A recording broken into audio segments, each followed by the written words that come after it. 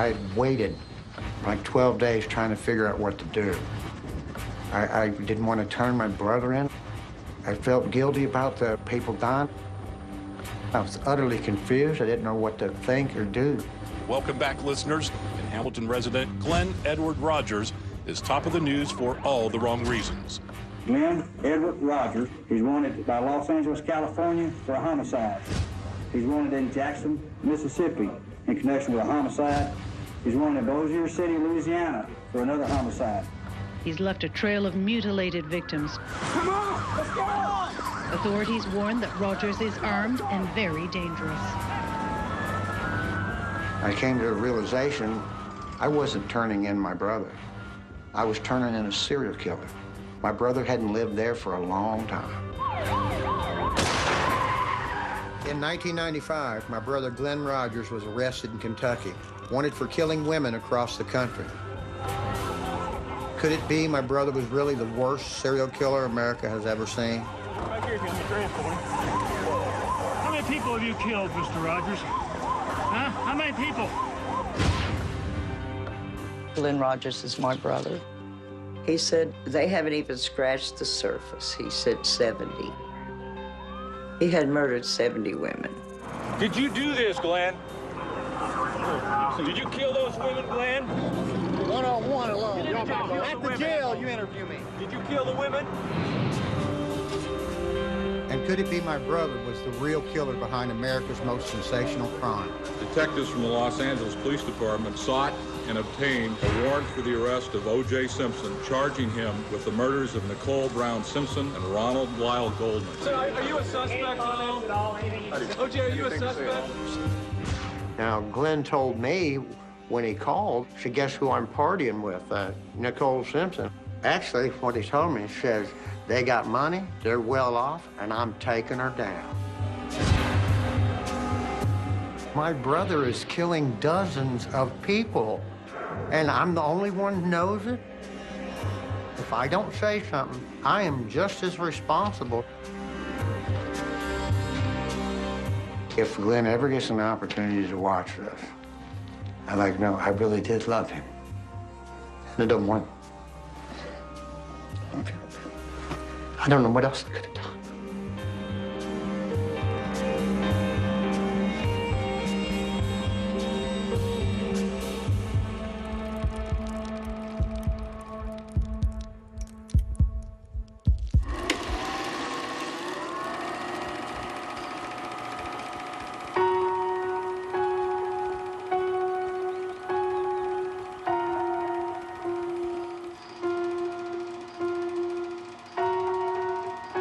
When I see Glenn as a baby, I just wonder what went wrong, what happened to him.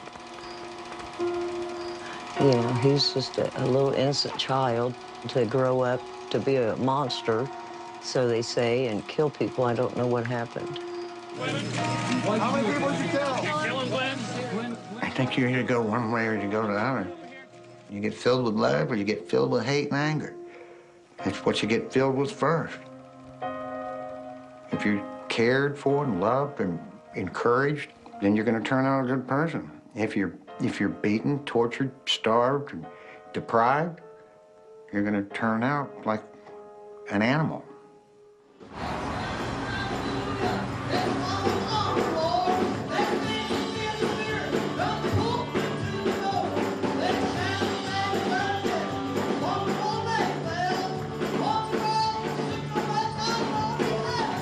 My name is Sue Rogers, and I'm the oldest child, and Glenn Rogers is my brother.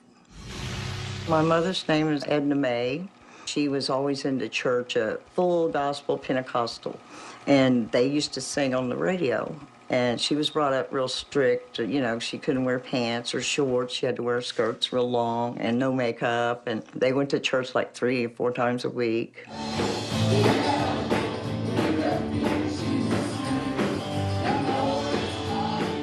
My father had just got out of the military. Oh, my mom said he was the most gorgeous man she'd ever laid her eyes on. She wondered why he would pick her, because he could have anybody he wanted. But she was beautiful, too. Well, my name's Clay Rogers. I'm the exact middle child. There's 3 older and there's 3 younger. Claude Rogers was my dad, born in Lee County, Kentucky. And the big thing down there was moonshine. Because my grandma and mom wouldn't let them bring any alcohol down there. They had bottles stored all over the property. My dad, Claude, was a hard-drinking, moonshine-making, gun-playing man. This is where they used to keep the still where they made the moonshine at. And when my dad married my mom at a very young age, she was a church-going woman. But how he decided right then and there when they met that she wouldn't be going to church anymore.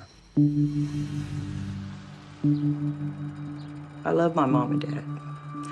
They did the best they could do. They're not perfect.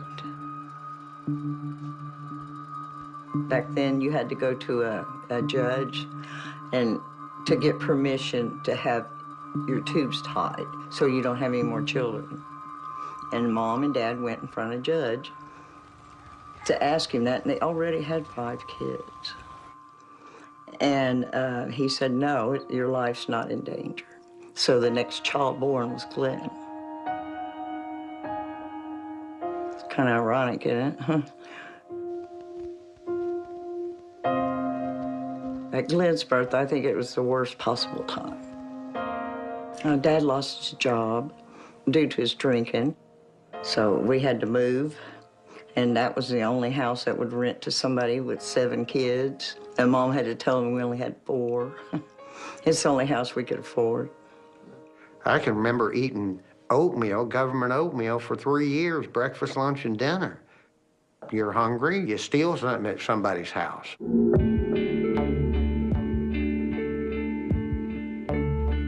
The police didn't, when we got out there and got in trouble, they took us to a nice place and gave us soda pop and potato chips and took us to a safe place to sleep, and there was no deterrent. Nobody was hurting you. You got hurt when you went home. It wasn't a normal childhood, Dad liked to shoot a gun and target practice. Shooting our house up and putting it to my mom's head just was scary.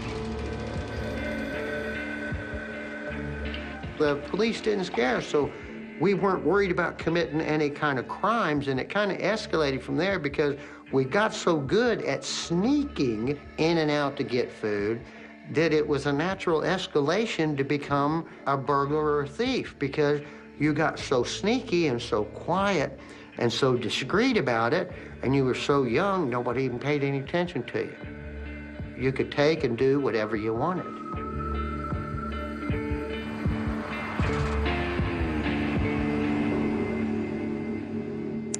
I was about 11 years old, and Glenn was about 8, when I took him on one of his first burglaries. The blue house on the corner is very important because it's the first time in my life where I made a conscious decision to commit a crime. And I took my brother Glenn with me. We ended up almost being caught and jumped off the roof. We got away at that time. Within a couple of days later, me and Glenn were in the park. Glenn hollered at me and says, "I'll be right back." Didn't know what he was doing, but he went right into that house with a lady in the yard hanging up laundry. Went in and took her money, came back out the front door and over to the park to me. That's the first time that I realized that he was willing to go to much more extreme than I was. Clay was using him, breaking into places and using Glenn to go in. He was smaller, plus if he got caught, he was a juvenile, and he wouldn't go to prison or jail. He did what I told him to do when we were going through this stage, okay? He was younger, so I was kind of protecting, and he would share bad things with me, so there was a bond there. What I've been doing is going through the microfiche at the libraries and looking up old stories about us, like this 100 burglaries in 90 days that we were arrested for back in 1973, 74, and 75. The judge branded me the ringleader, so I got sent to reform school. Then I got shipped off to the Army when I turned 17. Glenn spent his teens going in and out of Ohio's juvenile prison system. Glenn was sentenced to TICO, which was a reform school for juvenile offenders. And while he was out there, a couple of the guards, I've seen evidence of it, were sexually molesting him while he was there. I even seen one of the notes that the guard had sent back with his mail to his cell. Get back to your cell, get it up, I'll be there in a minute.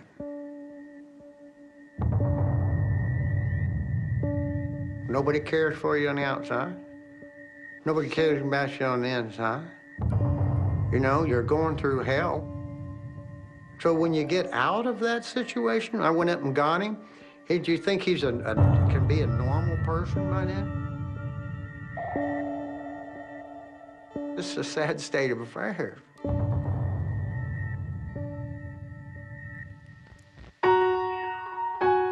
Glenn just got out of reform school, and one of his friends told him that a girl that he used to see and like was in the hospital, that she'd had a baby, and that they won't let her out of the hospital because she has no address or nowhere to go with the baby. So Glenn went up there, and next thing I know, he come to the door with Debbie and a little baby. He loved Debbie. He loved the baby. It wasn't his. He adopted it legally. Glenn always wanted to be a good person, and he wanted to have good things, and he wanted somebody to say, look at what I've done. Look at how I've turned out. But everything that he touched turned bad. He was very jealous. He didn't trust Debbie at all. She didn't do anything, but he just didn't trust women. Glenn married Debbie in 1980, and they soon had a second baby of their own. But their marriage was no bed of roses. She had to be at the house, taking care of the kids, not at the store. If she variated in any way from whatever plan that was that day, then she would get beaten. Well, he beat Debbie and put her in a hospital. So that was the first that I ever heard he was violent with the women. Well, look, he's seen it in his own home, and the mother stayed there for over 50 years.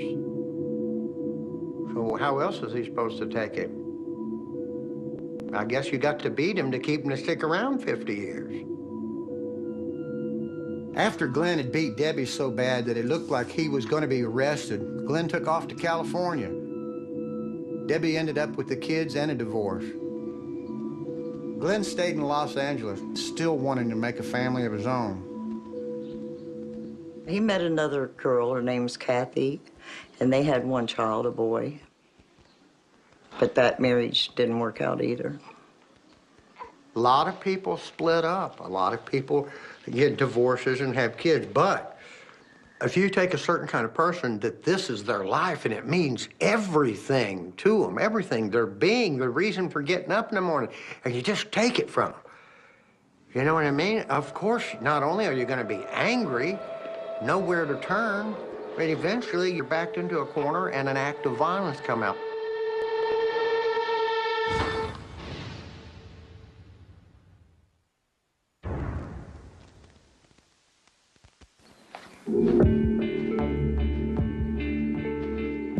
After Glenn split from Kathy in 1984, our dad Claude got sick and died. Glenn started to unravel even more. He was doing drugs, getting arrested a lot, and traveling across the country when he wasn't in jail. And when he came back home to Hamlin, he'd be more violent, taking more risks and more chances.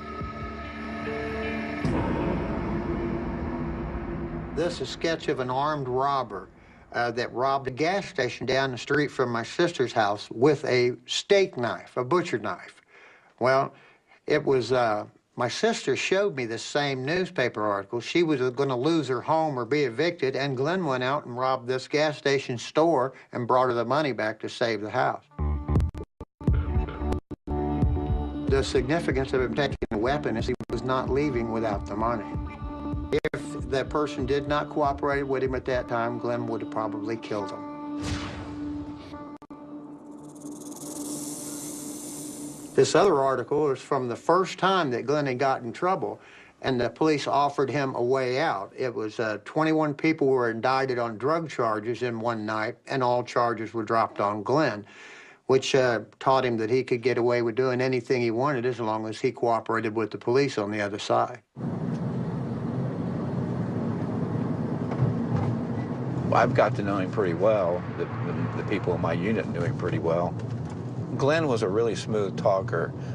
He was a likable guy. He was a drug user himself, so a lot of people had sold to him in the past. Glenn was the one that approached the narcotic unit wanting to be able to work undercover. Glenn worked with a lot of different agencies, and I think a lot of law enforcement agencies may have provided some little training there that helped him kind of get out of some of the problems that he was in that maybe had he not seen all that, he would have not known how to do it. Glenn was using the police as much as they were using him. No matter what you're doing out there in the street, no matter what kind of dirt you're doing, if every time the law picks you up, they let you go in order to work for them, you start to thinking you can get away with anything, even murder.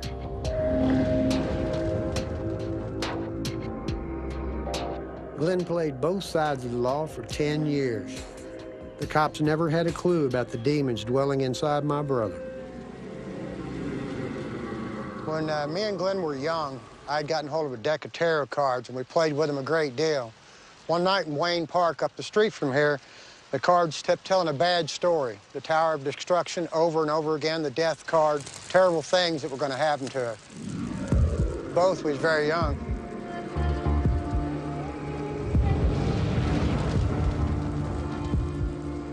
We'd grown up superstitious kids. We'd never gone to church, but the old-time religion we'd come from found us anyway. One time, Glenn and I got taken to the ceremony of the Sin Eaters, where we saw a man eat food off a dead body to rid the deceased of their sins. We got to know about serpents, about Satan, demons.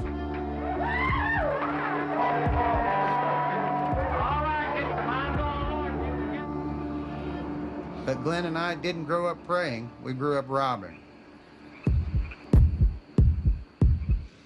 Maybe it ain't so surprising that when the chance came our way in our 20s, we were tempted to call up a demon for ourselves. We'd had a couple beers, so we start chanting. It wasn't like it uncontrolled, like it kept coming faster, faster, and faster. It's like you can't shut up, right? And then all at once you felt it was like claws, insect, tentacle claws that clawed in your mouth, down your throat, and inside you, and you could feel it. And all of a sudden, it just stopped. I asked him about, did you feel that crawling in your throat? Glenn told me that he wasn't worried about the demon that came in because he figured the one that was already there would take care of it.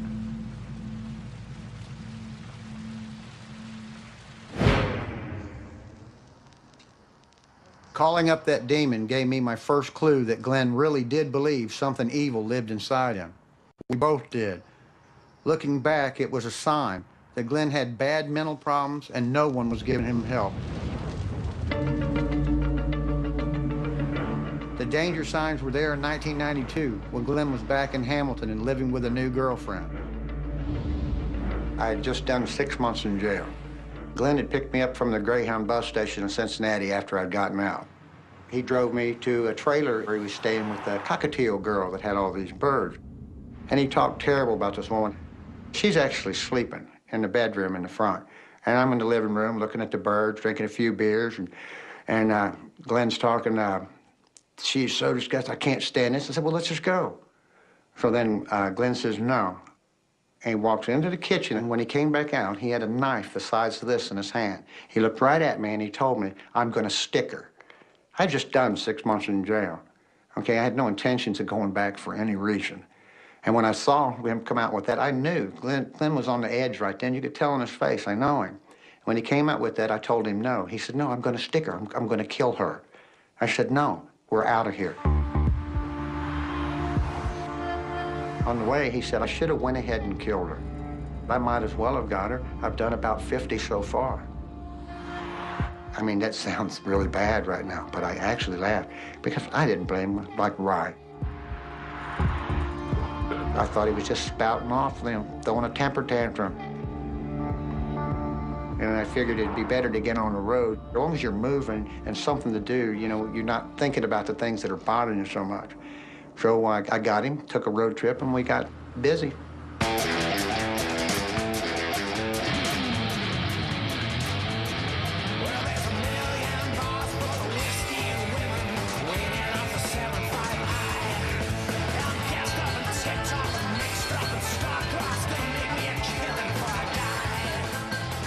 Glenn and I, we're hustlers and con men on these road trips, and we did many different things. Hustling the bars at night. And we were doing burglaries during the day between 10 and 2. Glenn didn't worry about getting caught. He said, I'll just stick them. And I said, no, we don't stick. We don't hurt nobody. You don't have to hurt somebody to make some money. That winter, we headed south, crossing one state line after another. We had to jump on the law, and we were making crime pay.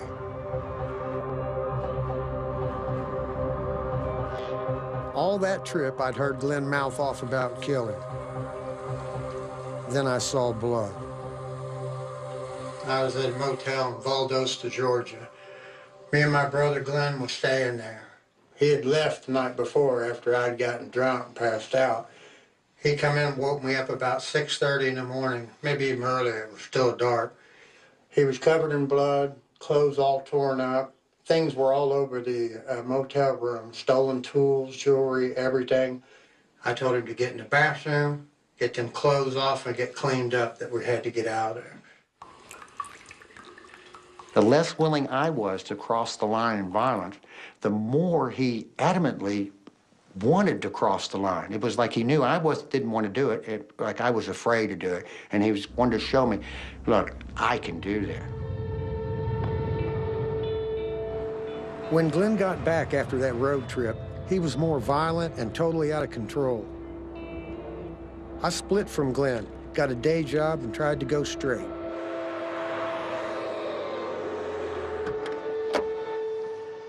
When I worked at a donut shop in Covington, Kentucky, one evening late at night, Glenn came to my house, driving a car, yelling up the window for me to come down, because he said he had someone for me to meet. When I got down to the car, he opened the trunk, and there was a body of a dead woman in the trunk. Of course, he kind of freaked me out a lot. I told him to get that thing out of here. That's not the first time or the second time that he had done that. He's come to my house and told me that he's had a body in the trunk. I got one in a duffel bag. Help me get rid of this thing. It's too heavy. You don't pay no attention. You don't go with him. But after the first time that I'd seen one, I sure don't go with him. And then you're caught in a dilemma. Do I call the police? Do you call your mom? Who do you call?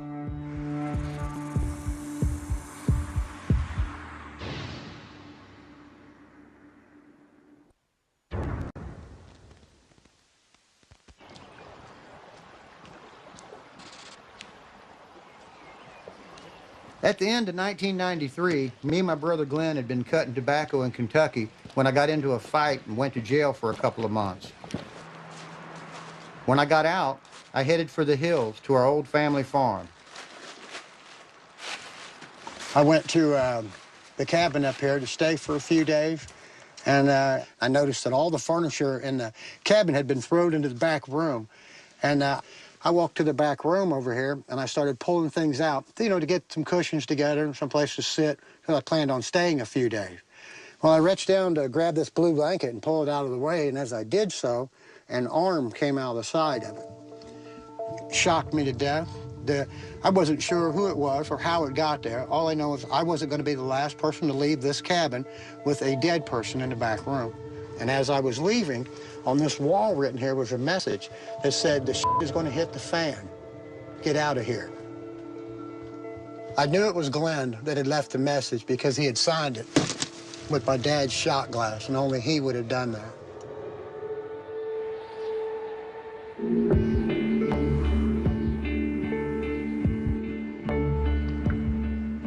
After I'd found the body, I'd waited like 12 days trying to figure out what to do. I didn't want to turn my brother in. I even indulged in the idea of going down there and moving the body myself and disposing of it. Glenn was my partner in crime for many, many years, and he was the closest person in my family that there ever was.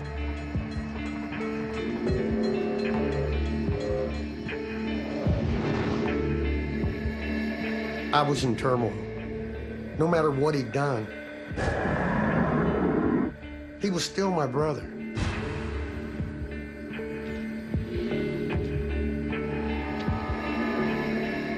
I soon found out that body belonged to Mark Peters. Mark was a friend of my mom. To help my mom out, Mark had offered Glenn a place to stay in his own home. Soon after Glenn moved in, Mark went missing.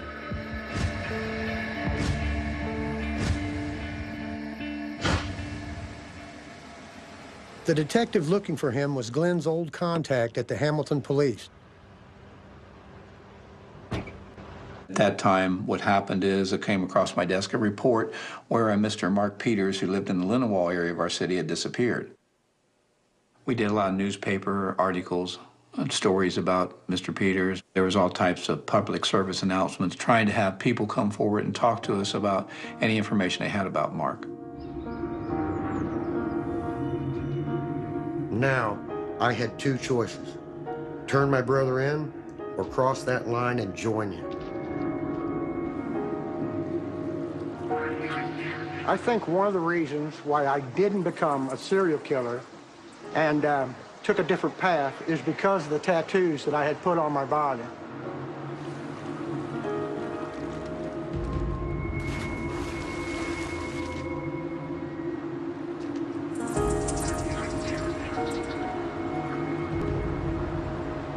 Now, many years ago, there was an incident in my life where I hurt somebody real bad and I could have killed them.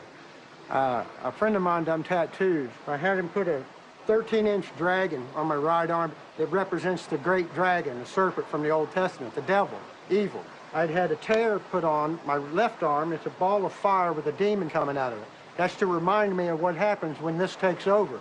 And the only outcome once this happens is death. That's a constant reminder every time I look in the mirror that that's exactly what happens every time this gets in control of somebody's life. My brother had a tattoo of his wife, Debbie, on his hand, but all it did was remind him constantly of what he's lost, his kids, his wife, his house. So it was real easy to follow evil. He followed it until that was too powerful, that was all he had. It's very easy to get lost down a road of temptation and evil because they'll suck you in like it's heaven there. Well, I knew Mark Peters. I liked him. I'd made a conscious decision that I didn't want to walk down this road anymore.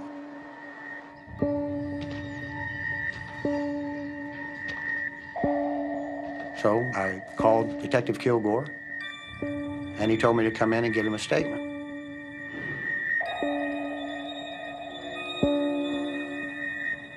Clay had an extensive criminal background, had been in a lot of trouble over the years. I was familiar with him, and I was a little dubious about the information he would provide. But in this particular case, you know, we had no other leads, and we felt it was important that we talk to him.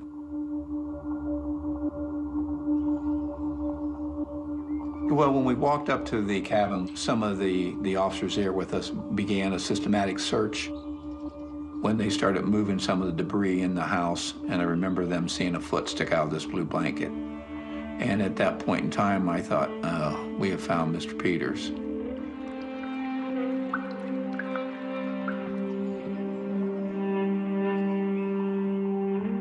Over the years, Clay and Glenn were very close. What I thought was extraordinary about it, his brother led us to the crime scene. This is the first time in my life where I felt I was doing something that was so right that I actually felt good inside. I came to a realization that I wasn't turning in my brother. I was turning in a serial killer. My brother hadn't lived there for a long time.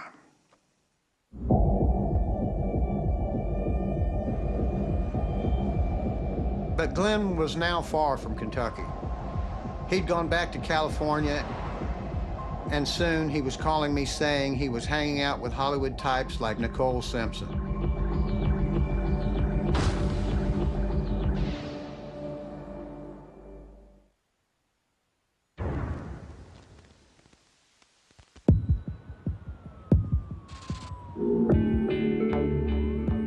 In January 1994, an earthquake rocked Los Angeles. About the time the quake hit, my brother Glenn showed up in town. I was working in Los Angeles at the time. The Northridge earthquake hit earlier that year, and I was working for a company doing earthquake damage.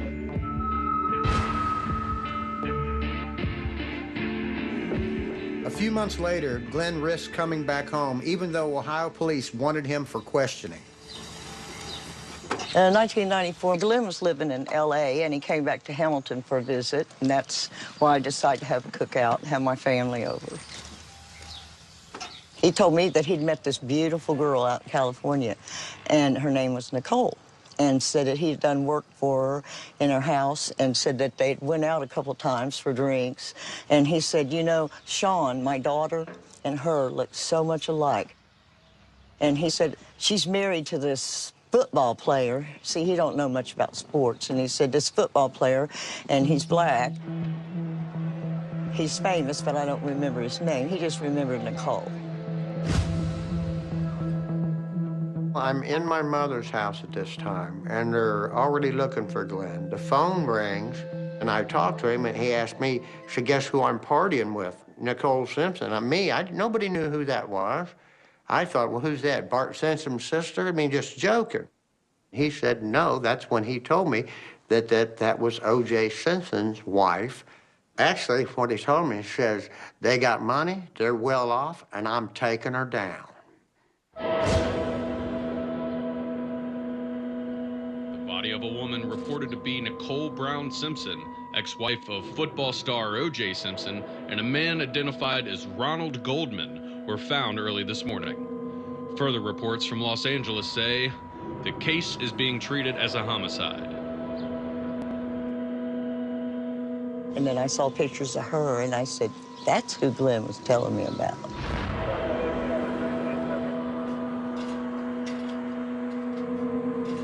Detectives from the Los Angeles Police Department sought and obtained a warrant for the arrest of O.J. Simpson, charging him with the murders of Nicole Brown Simpson and Ronald Lyle Goldman.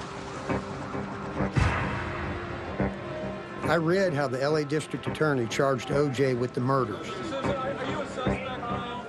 I believed my brother was involved, but who in the hell was going to listen to me? Meanwhile, investigators for the defense found signs that pointed in Glenn's direction. This is where the murder happened. Straight across the street was Nicole's place. The most significant witness in the whole case was Tom Lang. Lived down the street. He came up to this corner, started to walk across the street, gave a verbal command to his dog, and he spotted Nicole Simpson. He locked eyes, as his words, he locked eyes with her, and then went that way. He also noticed a man in an angry stance right in front of her gate, and he described that person as either white, Asian, or Hispanic, but definitely not African-American. He saw a white Ford F-350 vehicle parked in the street. It would be my wish to find out who it was that was driving that Ford F-350. Letters and pay stubs show that Glenn was living in Hollywood and working for a company fixing houses and painting across the city. As a painter, Glenn had access to a white pickup truck like the one seen at Nicole's place. And there were more clues tying Glenn to the murders. We felt throughout the criminal case and to this day that that killer came from the world of Faye Resnick. Faye Resnick was a friend of Nicole's. Faye Resnick was a drug user. a drug abuser, a drug addict that had gone into treatment. She hung with people from a very dark world. Glenn told me that he had set up Faye Redmond and Nicole Simpson, and they met him at a Van Nuys nightclub. He set them up to rob them. Whether or not he was going to kill them or not, I don't know. He expected just the two girls to be there. But I guess that Ron Goldman showed up.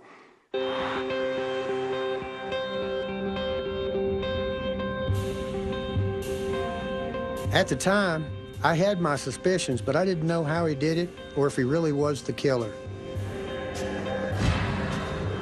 It'd be years before Glenn would say what really happened.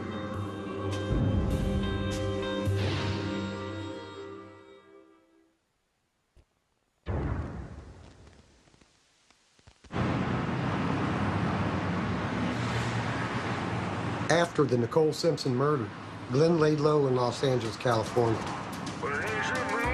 In September of 1995, he was living in the suburb of Van Nuys. He was using a fake name to cover his past. He'd been hanging out at the local bars, trying to meet women, when he zeroed in on a 34-year-old mother, Sandra Gallagher. Sandra Gallagher had gone to this bar because she had won a lottery ticket.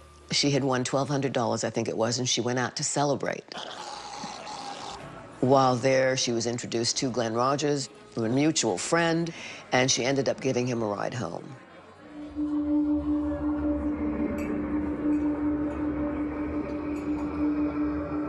It was horrendous. Sandra Gallagher was found in a truck which had been parked in a parking lot of Convalescent Hospital, and the truck had been set on fire. She had been strangled, and because of the fire, pretty badly incinerated. After figuring out who the body was, police traced Sandra to the bar she'd been at and found out she'd given Glenn a ride home. This man is a monster. Think about what happens when you strangle someone. You put your arms around their throat, and you're looking at them, and you're pressing tighter and tighter and tighter, and you're watching that person gasping for breath and gasping for air. And then you finally gave that final snap and they die. That's a very, very up close and personal kind of killing.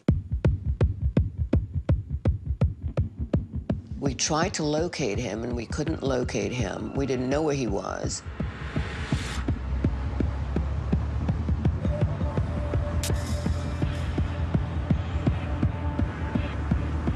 Glenn had skipped town. He was heading out east, crossing state lines to keep out of reach of the LA police. He hit Jackson, Mississippi a few weeks before Halloween and took up at a carnival that was in town.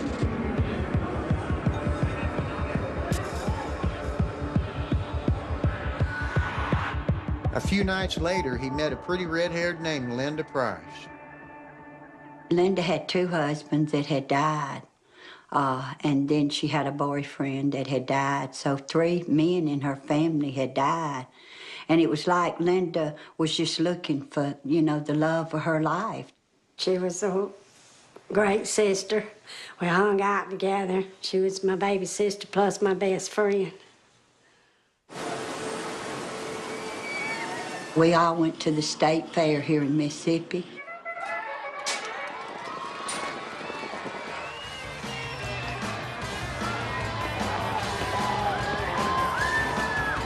She was walking around the fair and that Glenn was behind her, took a piece of her hair and said, "That's the prettiest red hair I've ever saw."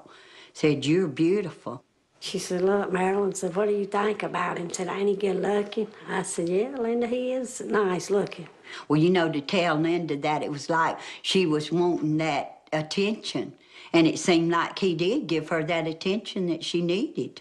She said, "I think I met the right one this time." 3 days later, they went and put in for apartment and put the apartment in Glenn and Linda's name, you know. And they lived there 3 weeks. They come out to the house and they sit in the backyard and he was saying that he had met Nicole Simpson, that he had actually worked in her apartment. I told Linda, I said, oh, Linda, he's picking at you. He's never met no Nicole Simpson. I come in from work one day and I went by the apartment and he said, you're the bestest mama and grandmother I've ever saw. He said, you are so good. He said, I wish my mother was more like you.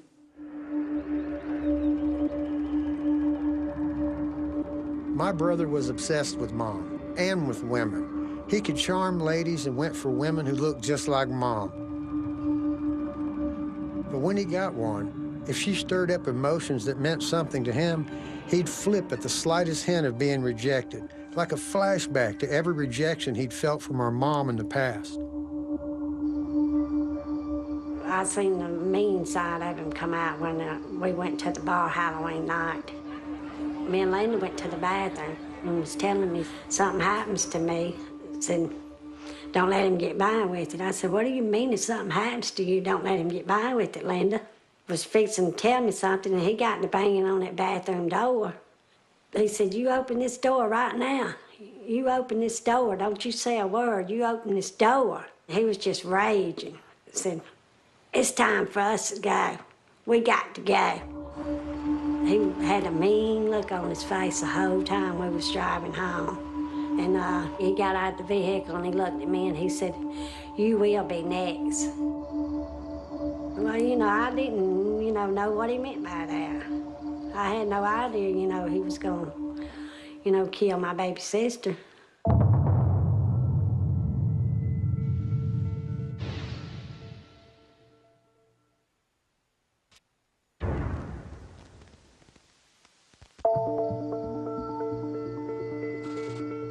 I received a call from our dispatch that a female body had been found in South Jackson.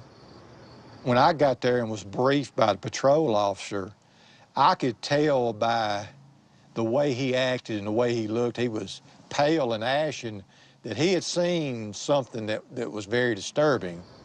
I entered the apartment, which was very dimly lit. I shined my flashlight into the bathroom, and that's when I observed Linda Price in the bathtub. She had been stabbed several times in the chest, and her throat had been cut from ear to ear. A washcloth had been placed on her face. Persons that kill, they don't like to see that death stare back at them, so they place some type of object to cover the face so they don't have to see the death stare.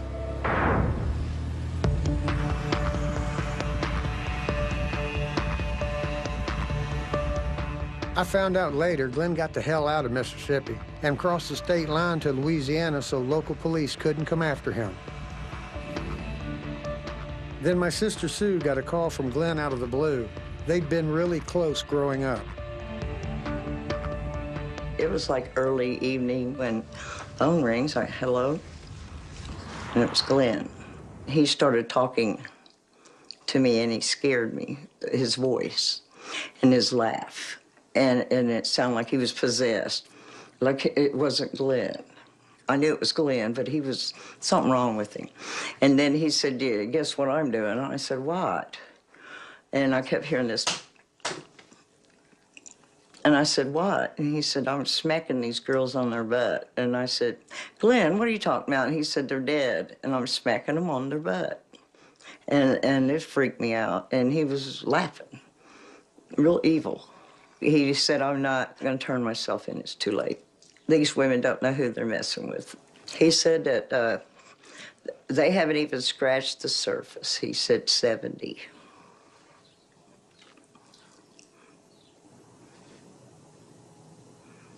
He had murdered 70 women, and it would be, he said, you're going to start hearing about it soon.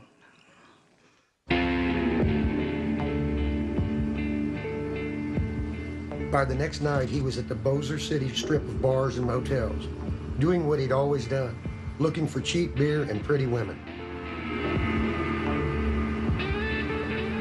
He found just that in 37-year-old redhead Andy Sutton and her friend Teresa.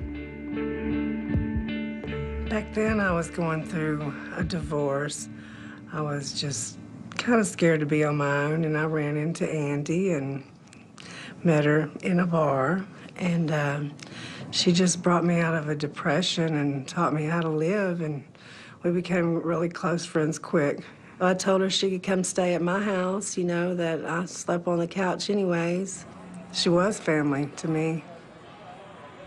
We were at the bar, and this guy went by, and she's like, I like that. His name was Glenn Rogers. Love was a big word, you know, and for her to say she loved Glenn was out of the ordinary for her, because the man was a dime a dozen in her opinion, you know. They were all the same, but this one was different.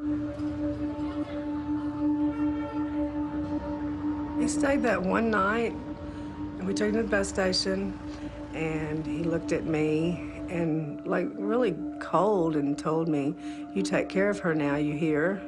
And I was like, I will. Dude, go get on your bus. Glenn had spun a story about having to buy a car and headed south on a one-way ticket to Tampa, Florida. A couple days later, I'm contacted by the Tampa, Florida Police Department. They had a female victim down there. Glenn Rogers is a suspect in their murder.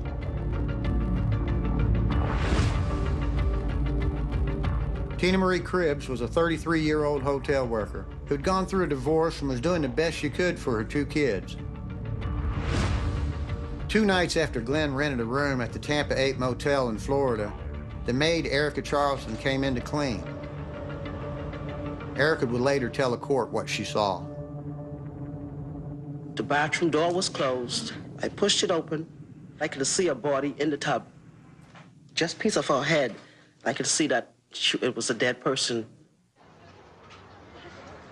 Tina had been stabbed twice and her body stripped before being placed in the tub. He was going to commit a murder in the motel room. You put the body in the bathtub before you stab it. That way, when the blood runs out of the body with the shower running, it's not all over the sheets, the blankets, the carpeting, the everything. There's no way, okay, you leave the body in the tub, it drains all night. In the morning, you roll it up, throw it in the trunk, and drive away. And nobody ever knows it happened. And it's like a forest fire just went out of control, you know. Bodies were showing up, you know, in different states, you know, down south. And my first inclination was, we've got a serial killer on the loose. Police believe that Rogers killed 71-year-old Mark Peters in Hamilton and then dumped his body in Beattiesville, Kentucky in January of 1994. From there, L.A. police say he murdered a Santa Monica woman in Van Nuys in September of 1994. L.A. investigators say he is a man with a short fuse who is killing for purely psychological reasons. Now there were local news reports. My brother was wanted for murder in 3 states. But Glenn hadn't been linked to Tina Marie Cribbs' body in Florida just yet. So by the time he got back to Louisiana, not a soul in them Bossier bars knew Glenn was on a killing spree. She told me my baby's back in town, and I was like, who's your baby? Her baby was Glenn Rogers.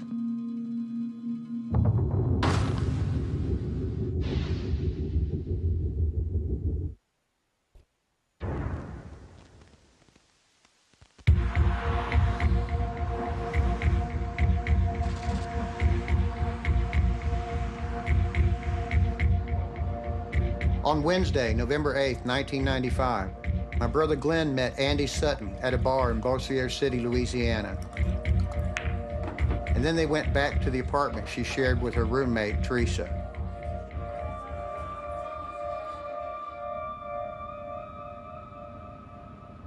I remember waking up, and it was 10 o'clock, and I heard this knock at the door, and I asked, who is it? It was Andy's ex-boyfriend that she had been trying to get back with. So I told him just a minute because I figured she was back there with Glenn, and I didn't want that situation to be a drama scene. So I went and knocked on the door, and I got no answer. And I knocked again, and I got no answer. And then I finally just opened the door, and when I went in there, the covers on my waterbed were just tucked, like there was something wrapped under the blanket. And I called out her name, and I heard nothing. And then I pushed on the blanket, and still nothing.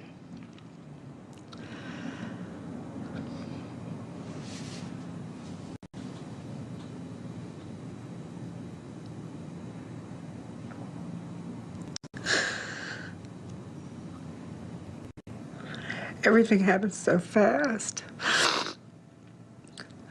I pulled the blanket off of her, or off of whatever was under the covers at that time. I pulled the blanket down, and there was a pillow on somebody's head, and it was a person because there was a naked body there, but I didn't know if it's a boy or a girl because it was so flat. Everything was flat. And when I pulled the pillow, I pulled the covers down further, I noticed it was a girl. And I called her name, and no answer, and I pulled the pillow off of her head.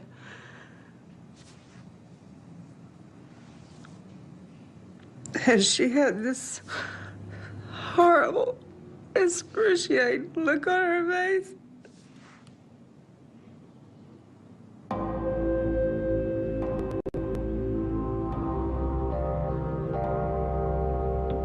Call came in that there had been a deceased person discovered, believed it was a homicide, and directed me to 400 Preston Place Apartments.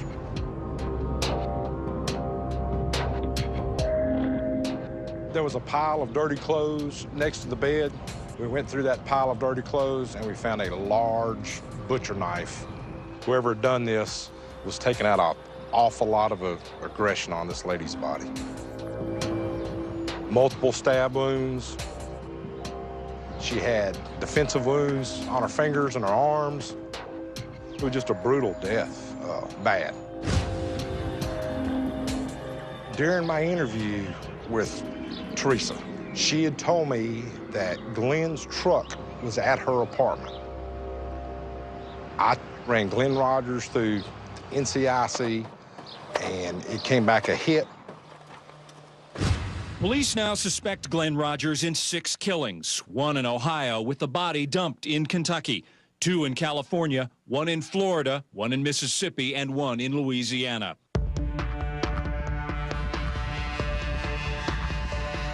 My brother had killed 3 women in a week, and that was all over the news, all over the country. Hamilton homicide investigators say they are working with Kentucky State Police and the Los Angeles Police Department in the widening hunt for Glenn Rogers. Paul Schaefer was a local reporter who took a personal interest in trying to stop the killings. He even went to see my mom to talk her into doing something about Glenn. On the day I showed up at Edna Rogers' front door, the trajectory and the intensity and the seriousness of this spree and the sense that we all had that this could get worse before it got better, it was very important to reach Edna and at least try and get a message out to him. Glenn, please, if you hear this, I'm begging you, please give up, please. I love you very much, and I believe in you. Please, please give up. When the murders became big news, Glenn's phone calls to my family started turning nasty. I was begging him. I said, Glenn, I'll come to you and I'll go with you. And he said, no, they'll shoot me. There's a shoot to kill on me. And I said, well, what do you want me to do? And he said, I don't know if I would ever kill anybody I'm related to, but I'm not sure. After talking with police officers and detectives and family members and others who had interacted with Glenn in earlier years, it was very clear that he came from a very dysfunctional home. And it was my sense strongly that this was a man that likely wanted to kill his mother and others, but principally her.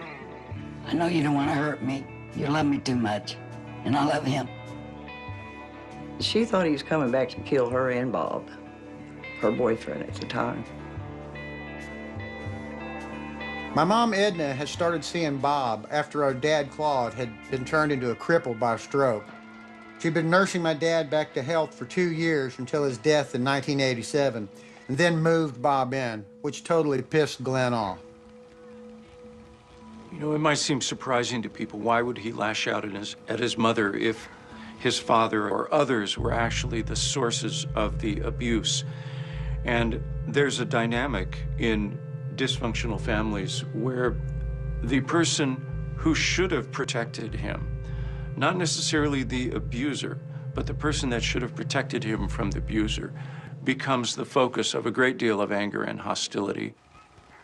Glenn was killing his mother repeatedly in these women he killed.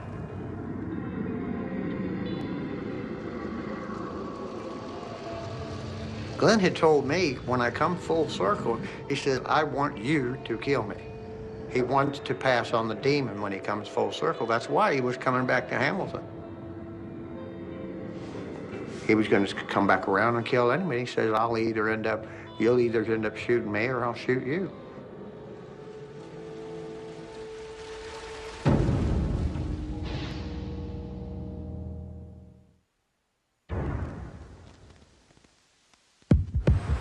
He's left a trail of mutilated victims stretching from Los Angeles to Tampa. On the FBI's most wanted, hunted for 5 murders in 5 states. He's on the run, armed and dangerous. Now it's November 13th, 1995, and my brother Glenn Rogers is the most wanted man in America, with state police and the FBI on his tail. Last seen leaving the murder scene in Tampa. Rogers is Monday. armed and very dangerous. And where is Glenn? He's drinking beer down the road from the family cabin. When the police spotted him, the chase was on. He rolled his window down through a beer can out, hitting on the front of my car, on the hood of my car. He then drank another beer and threw it out, hit on the hood of my car.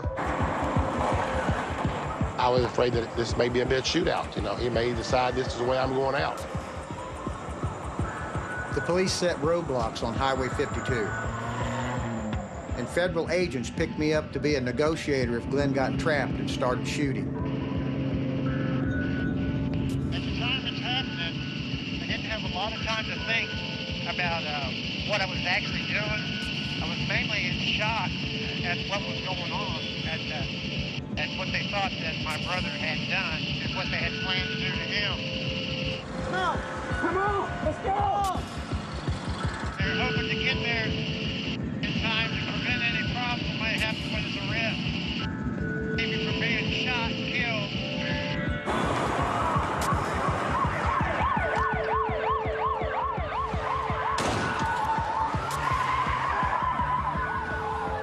My brother was still driving the white Ford Festiva he'd stolen from Tina Marie Cribbs after killing her in Florida.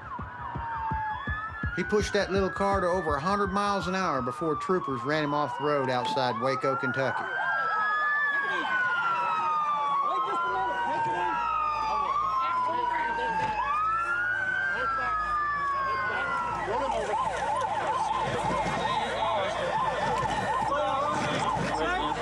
You okay? Everybody's all right. Everybody's all right. I'm all right. Get up, then front. Where have you been hiding, Mr. Rogers? Where have you been, sir?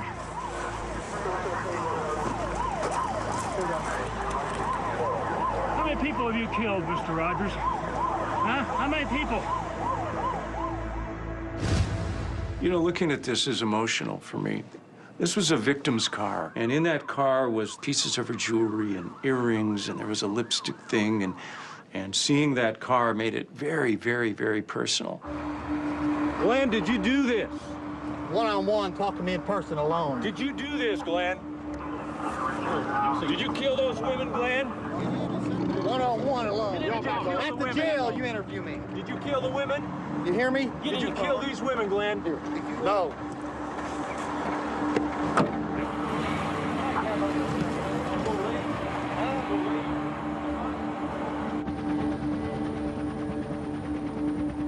Good and evil exist in this world. And there's some people that are just evil for the sake of being evil, and they like it. Would you put your brother Glenn in that pedigree. I think Glenn would have been a wonderful father, a great human being, but he wasn't given the tools that he needed to become that person. Instead, he was given the tools to become the exact opposite of that.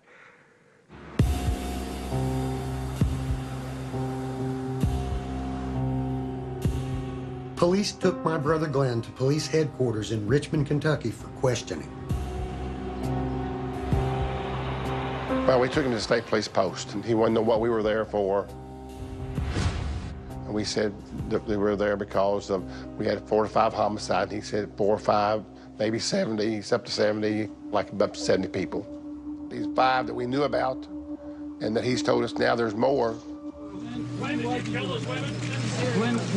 you do it, Glenn? Why'd you do it, Glenn? We talked to Sue, Glenn. We talked to Sue. Why'd you do it, Glenn? Your mother called me 5 minutes ago to tell you she loves you. Do you have a message for her? Love you too. Get a car. Come on. Glenn, why'd you do it, man? Get back. Stand back. Stay back. Felt like that he probably had killed several, maybe 15 to 20 people. I'm not sure he did the 30 or 40 or 70, but I think he has killed more than what we know, because he killed those 3 or 4 real quick.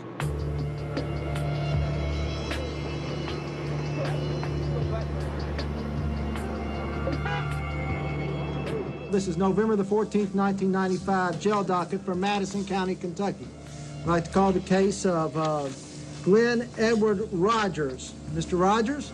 Yes, sir. I want to read to you at this time your rights. When a case like this comes to a climax and a guy like Glenn is arrested, police departments all over the country start pulling out their unsolved cases and looking to see, could he have been linked to this? And this was happening all over. Glenn was under arrest and the suspect killings. There was Cynthia Berger in California, Jean Ludwig in Michigan, Valerie Brooks in Kentucky, Kayla Mayberry in Louisiana, as well as Carrie Gaskins, Kelly Camargo, and Tommy Wolsifer in Ohio. My phone rang nonstop in my office from agencies all over the United States and Canada calling, inquiring about our investigation and trying to find some link, you know, maybe to some unsolved murders that they had in their jurisdictions. Basically, if Glenn is connected a smidgen of these other agencies, there's a lot of bodies that he's responsible for in the United States.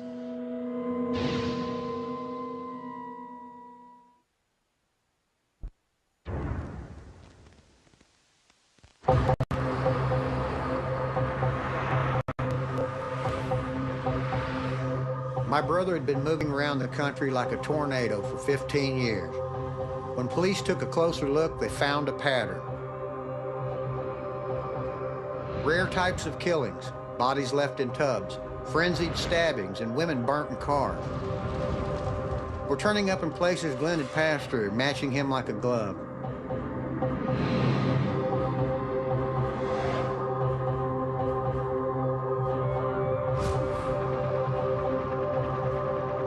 Journalists began checking on what my brother might have done.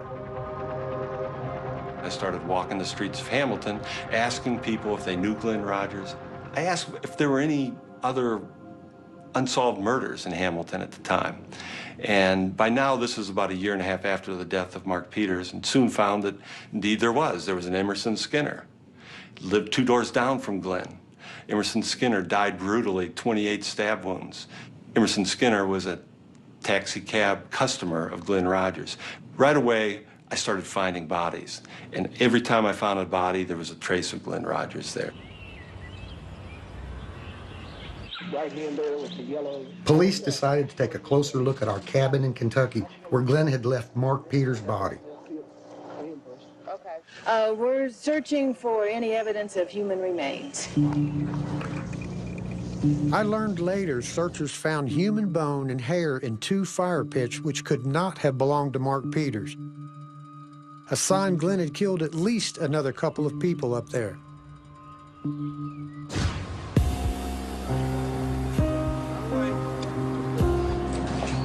But for all the killings my brother was linked to, only one state could try him at a time.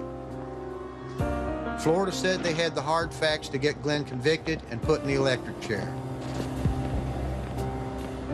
Tampa is the last place Glenn Rogers wants to be, but he lost his 6-month battle today to stay out of a state known for its executions. If prosecutors get their way, Rogers won't leave Florida alive. From the first time I talked to him in Hillsborough County Jail, I told him his only recourse was to come clean, and at least that way they would know that he was sick to begin with, and he'd have some shot, or maybe life in prison. He has something that he most definitely wants to say, not sure who it's to. It turned out it would be a criminal profiler called Anthony Mioli who first wrote Glenn in 2009. He was trying to figure out what could turn a man into a killer, and Glenn began sending letters back to him. Over the past 2.5 years, we've been writing on a regular basis. It took about 6 or 7 months before I received my first initial breakthrough. Rogers had revealed to me a traumatic childhood event that occurred with his father around 1975 or 1976, putting him around 13 years of age. And he went into great detail. It was the 1970s. I was forced to go to work every day at 3:30 p.m. with my dad. He was a janitor for the United Way in Hamilton, Ohio.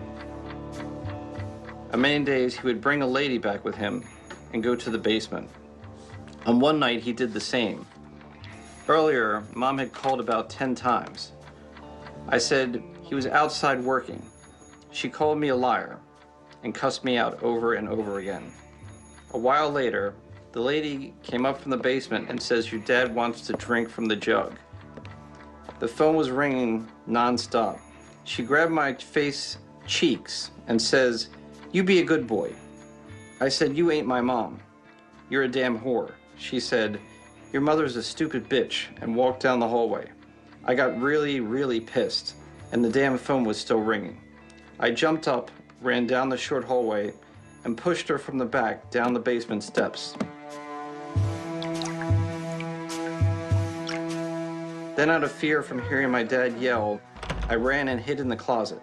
I heard screaming and yelling, and then all of a sudden it went quiet. It seems like forever. Then my dad calls my name.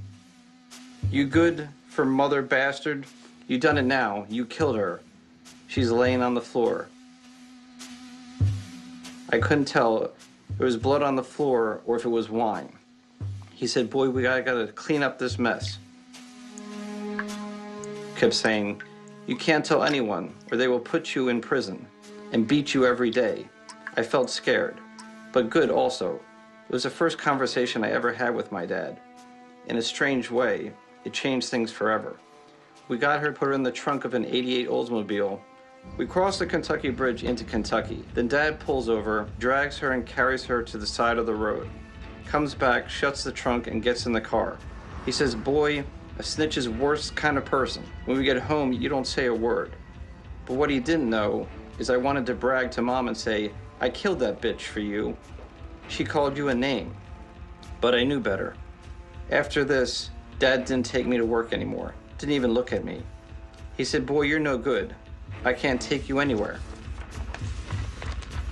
It wasn't any time before I stopped being scared.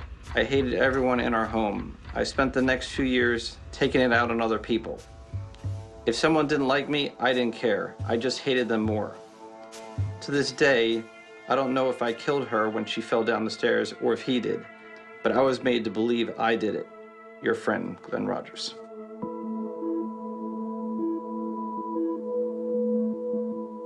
And nothing ever happened about it. It's just not that hard to get away with. You dig a hole far enough out and deep enough, no one ever knows.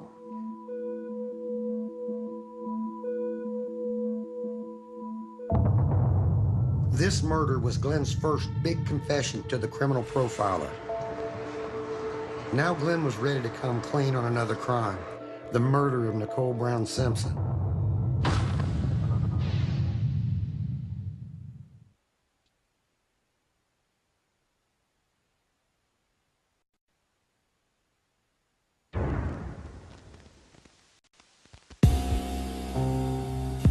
Back in 1994, my brother Glenn told me he'd met Nicole Simpson, that she was rich, and that he was going to take her down. Just a few days later, a neighbor found the bodies of Ron Goldman and Nicole outside her Brentwood home. While I was thinking Glenn had done it, L.A. prosecutors charged O.J. with the crime. The trial began January 24, 1995, with O.J. Simpson charged with killing his ex-wife and her 25-year-old friend, Ron Goldman. Prosecutors used a range of graphic devices to prove their case. The animation showed the government's theory that O.J. Simpson came to Bundy, went through the front gate, killed Nicole, then struggled and killed Ron Goldman, and then left out the back gate.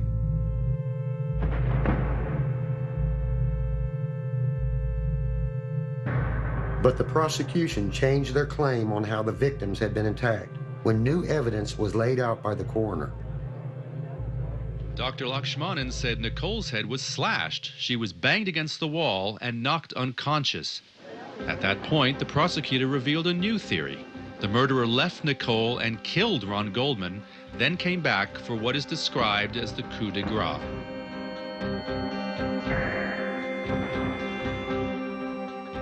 Well, when we first saw it, it presented O.J. Simpson as the murderer, sole murderer, in this alcove. It just didn't fit. By that time, we'd come up with the fact that there had to be more than one person.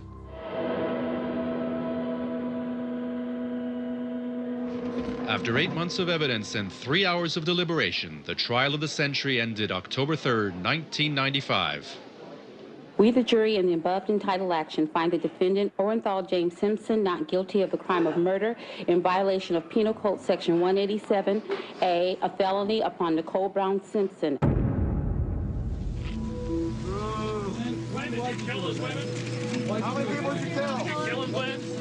6 weeks after O.J. was found not guilty, the law caught up with Glenn. It wasn't long before my brother was dropping hints about his past crimes. First time I heard about Nicole Simpson and Ron Goldman's murder, I was in my office in Van Nuys and really thought nothing more about it. One day I did receive some letters from a prison inmate indicating that Glenn Rogers had written to him that he had met Nicole Brown Simpson, and the inference was, and you know what else?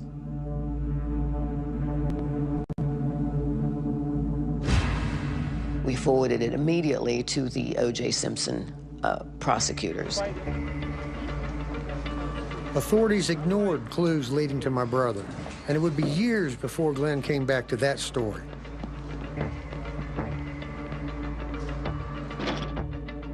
Glenn wasn't going to drop hints and letters this time. My brother had learned a new trick during his years on death row: how to paint.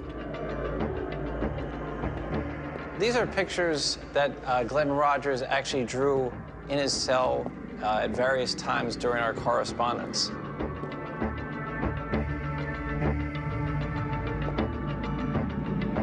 Glenn was even able to paint the demons he believes have lived inside him all his life. Glenn had explained to me the meaning of this piece. Basically, what you see here is two bottomless abysses, and this is the evil within him looking into the deep abyss and seeing two huge tunnels leading down into hell.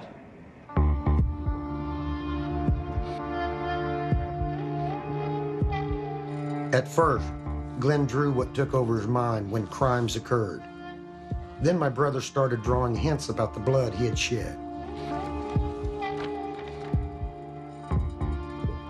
At this stage of our relationship, Glenn starts to include clues and/or names and/or places that he knows I will find in a certain amount of time. In June 2011, Glenn sent the criminal profiler a clue that linked him to the murders of Nicole Simpson and Ron Goldman. Here you see R-O-N And on this tombstone, you see the letters Nicole. His admission of his involvement in the Ronald Goldman and Nicole Brown Simpson murders.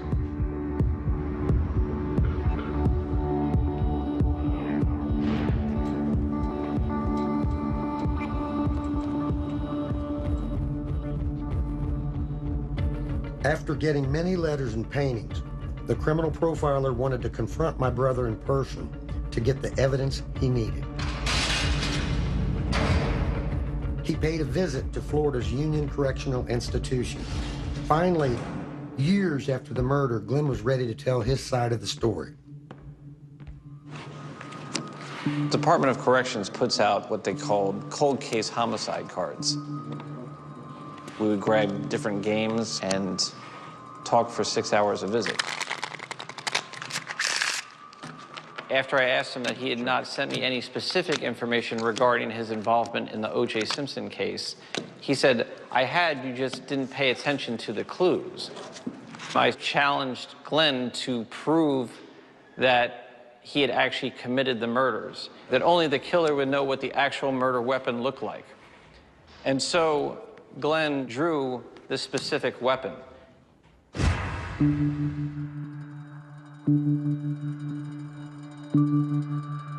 Now, Glenn added a twist that he never told me.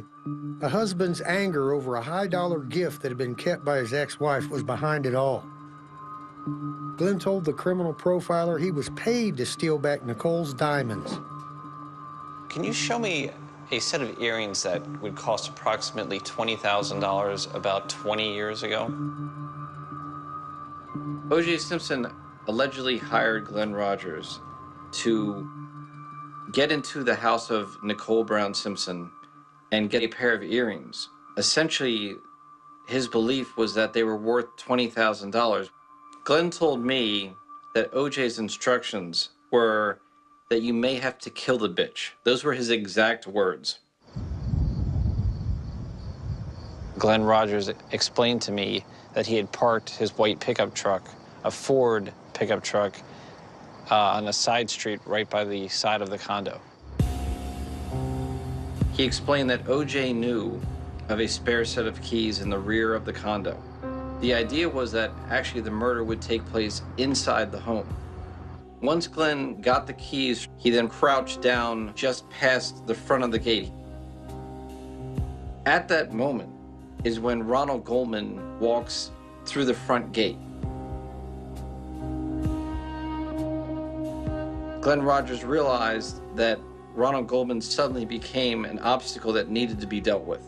He struck him with a large knife, incapacitating him, and threw him against the tree. It was not something that I had expected Rogers to say. He said that upon her entering into the fray, he stabbed Nicole Brown Simpson once, and she fainted. He charged Goldman and pushing him against the tree where he later was found deceased. He said that he pulled her hair back to expose her neck and pulled the knife once to sever her neck to kill her instantly. OJ, anything you can tell us? OJ didn't want to, quote, get his hands dirty, per se, in the crimes. He was essentially going to check on Glenn's work. If Glenn's story was true, there had to be something at the crime scene to show he'd been there. And sure enough, evidence came out in the Simpson trial that two men were there. Shoe prints spelled out a story in blood. And the Lorenzo. FBI agent William Bodziak went halfway around the world to find these expensive Italian shoes he said are similar to the ones that could have been worn by O.J. Simpson to commit the murders. Bodziak examined the bloody footprints found on the walkway outside Nicole Brown Simpson's condo. They matched the soles on the exclusive Bruno Magli shoes, he said, and the size of Simpson's tennis shoes are a perfect fit. But the shoe prints that looked like OJ's weren't the only ones there. It's possible to identify here a design that resembles a shoe. Yes. Nationally known forensic scientist Henry Lee identified a second set of shoe prints, what could be a mystery murderer. By the time OJ had gotten there, 2 people had bled significantly onto the sidewalk. If O.J. Simpson told me I did it, I would want to know how. You got to explain to me how you did this in less than 6 minutes and got rid of the weapon, the clothes, the bloody clothes. How did you do this? Impossible.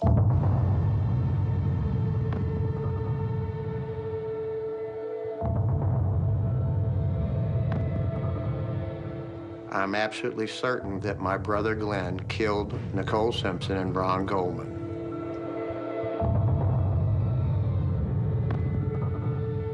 I know my brother did it because I've seen proof that he was there.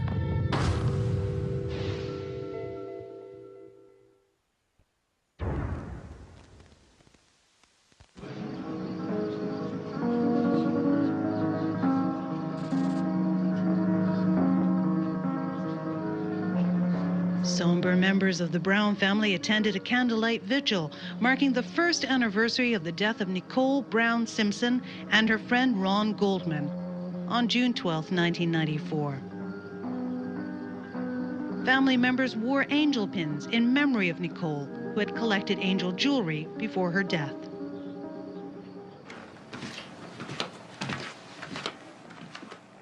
I remember the pin. Mom said Glenn sent it to her. And when she went to trial, he wanted her to wear it. In 2010, I'd got another letter from Glenn, and this is what it says. At my trial, Mom has on that black vest top, and pinned to it is a gold angel with a diamond in its hand. I sent that to Mom the day after the situation in Brentwood. It's something everyone missed. I believe that that angel pin is absolute proof that Glenn killed Nicole Simpson and Ron Goldman. The same pendant taken off her body, the same pendant that my mom wore on her vest into the courtroom in Hillsborough County Jail.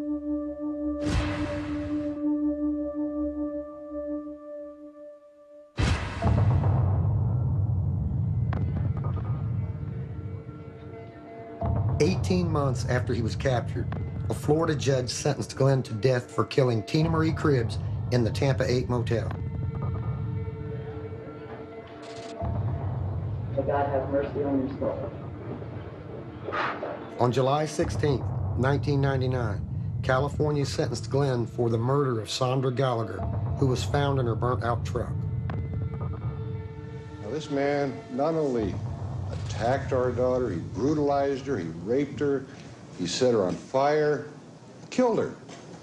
This man does not deserve to live. After that last trial, my brother became one of the few men in America sentenced to face 2 separate executioners. And because of that, other families like those of Linda Price in Mississippi could never get their day in court. Just about every other state where Glenn was suspected quietly dropped their investigations.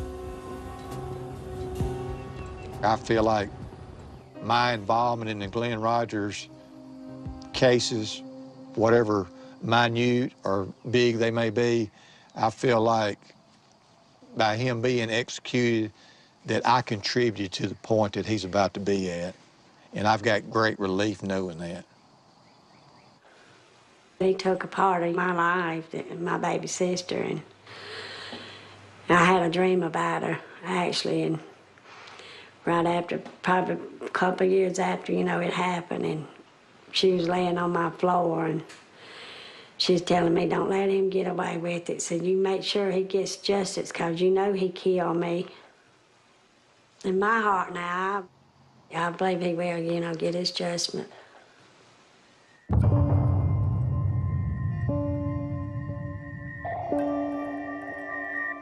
It's been 15 years since a judge sentenced Glenn to die.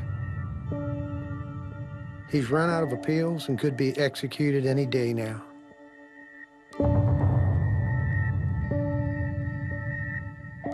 He has said he just wants me there to witness, and I'm not going to do that. I can't live with that. I can't watch somebody die, especially my brother. On the day that the execution does happen, and I'm sure that it will, I'd like to be right there. I don't think anybody else will. I want somebody to be there and he knows he's there for the right reason. So what is the right reason? To let him know that I understand. It could have been me.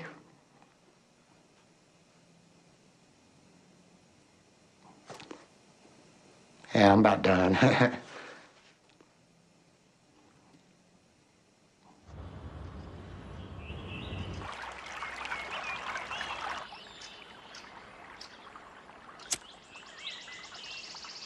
This is the Rogers Family Cemetery in Lee County, Kentucky. Our family's been buried here since 1840.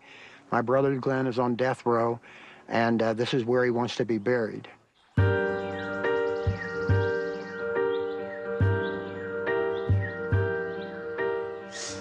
Well, Glenn likes to get a final ha-ha, a final gotcha in on anything. And what would be the best gotcha ha-ha to be buried next to his murder victims that you don't even know he did.